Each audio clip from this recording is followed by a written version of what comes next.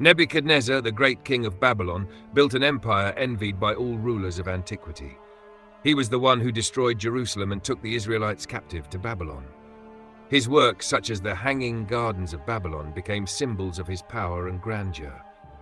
However, his arrogance would ultimately lead to his downfall. To solidify his authority, he commanded the construction of a massive golden statue, 27 meters high, in the plain of Dura.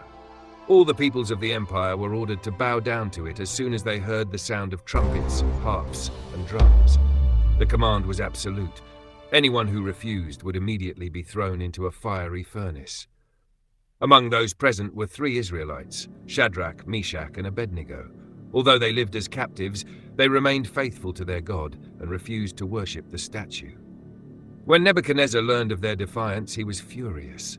He summoned them and gave them one last chance to comply. "What God can rescue you from my hands?" he asked. With courage, they replied, "The God we worship can rescue us from the furnace.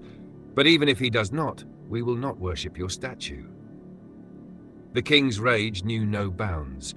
He ordered the furnace to be heated 7 times hotter than usual, and for the 3 men to be tightly bound. The strongest soldiers in Babylon threw them into the flames, but the fire was so intense that it killed the soldiers who approached it. However, while the 3 Israelites were in the fire, Nebuchadnezzar saw something astonishing. Instead of 3 bound men burning, he saw 4 men walking freely within the flames. The 4th appeared to be like a son of the gods.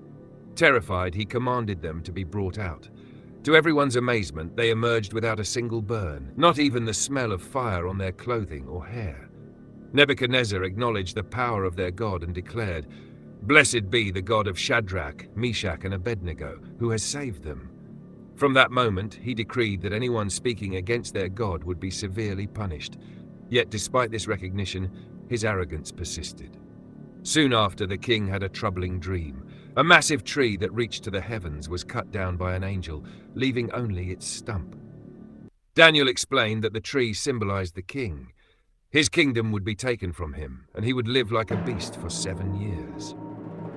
Indeed, 1 year later, while boasting of Babylon's greatness, Nebuchadnezzar lost his sanity.